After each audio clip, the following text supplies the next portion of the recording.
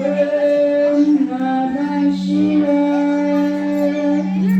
ಓಂ ನಮಃ ಶಿವಾಯ ಶಿವಾಯ. ಓಂ ನಮಃ ಶಿವಾಯ. ಓಂ ನಮಃ ಶಿವಾಯ. ಓಂ ನಮಃ ಶಿವಾಯ. ನಿನ್ನ ತಪಸ್ಸಿನಿಂದ ಎಚ್ಚರವಾಗು.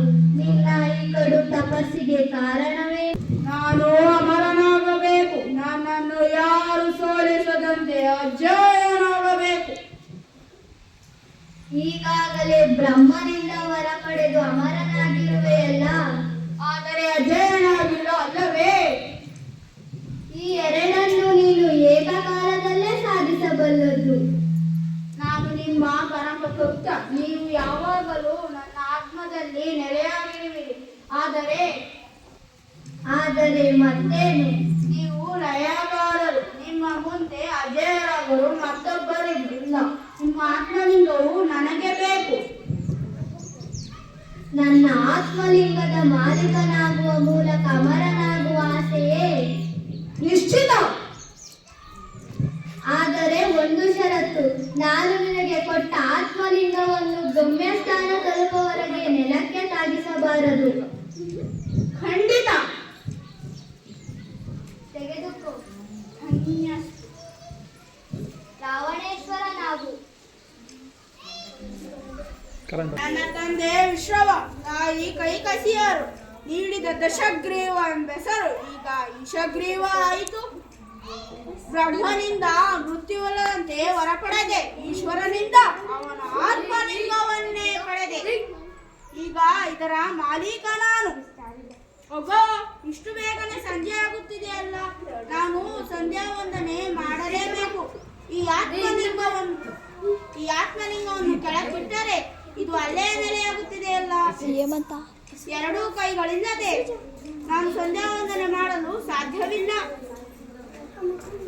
ಇಲ್ಲಿ ಯಾರೂ ಕಾಣುತ್ತಿಲ್ಲವಲ್ಲ. ಅಲ್ಲಿ ಯಾರೋ ದನ ಕಾಯುವಂತಿದೆ. ಅವನನ್ನೇ ಏ ಬಾಲಕ, ನಿನ್ನನ್ನೇ ಬಾಯಿಲಿ. ಈ ಲಿಂಗವನ್ನು ನೆಲಕ್ಕೆ ತಾಗಿಸಿದಂತೆ ಹಿಡಿದುಕೊಂಡು ನನಗೆ ಸಹಕರಿಸುವೆಯಾ? ತುಂಬಾ ಭಾರವಿಲ್ಲ. ಮನಸ್ಸಿದ್ದರೆ ಉಗುರವೇ ಆಗುತ್ತದೆ. ಈ ನನ್ನ ದನಗಳು ದೂರ ಹೋದರೆ ಮತ್ತೆ ಹತ್ತಿಸಿಕೊಂಡು ಬರಲು ನನ್ನ ಕಾಲುಗಳನ್ನು ಒಯ್ಯುತ್ತವೆ. ಅವು ದೂರ ಹೋಗುವ ಮೊದಲೇ ನಾನು ಭಾರವನ್ನು ಇಳಿಸುತ್ತೇನೆ. ನಿನ್ನನ್ನು 3 ಸಲ ಕರೆಯುತ್ತೇನೆ. ಅಂದ ಹಾಗೆ ನಿನ್ನ ಹೆಸರೇನು? ದಶಕಂಠ ರಾವಣ. ಎಲ್ಲಿ ನಿನಗೆ ಒಂದೇ ತಲೆ ಇದೆ? ಸಂಧ್ಯಾ ವಂದನ ನಂತರ ಉಳಿದವನ್ನು ತೋರಿಸುತ್ತೇನೆ. ಗಂಗಾವಳಿ ಮತ್ತು ಅಘನಾಶಿನಿ ನದಿಗಳು ಸಮುದ್ರದಲ್ಲಿ ನೀಲವಾದಂತೆ ಈ ಸೂರ್ಯನೇಕೆ ಆತುರನಾಗಿದ್ದಾನೆ. ದನ ಕಾಯುವವನಿಗೂ ಸಮಯ ಇಲ್ಲ. ಬೇಗನೆ ಬಾರಿ ಅಗಿಯನ್ನು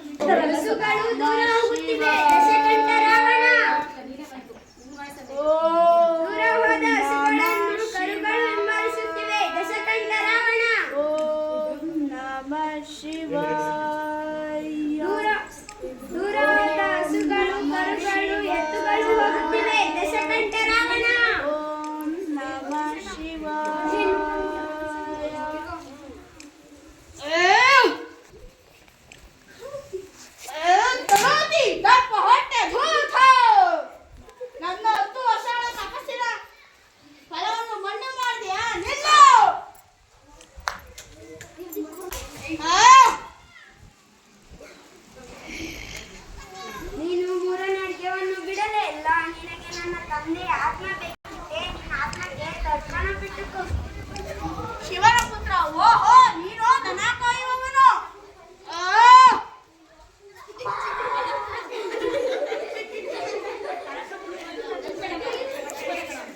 ನಾನು ಅಮರನಾಗಲು ಅಜೇಯನಾಗಲು ಅವಕಾಶಗಳು ಕೈತಪ್ಪಿತ್ತಲ್ಲ.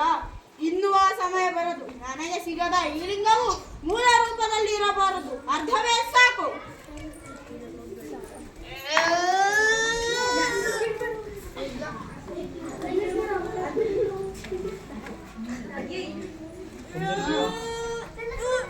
ಗುರುವಿದ್ದ ಈ ಲಿಂಗವು ಏಕೆಷ್ಟು ಭಾರವಾಯಿತು?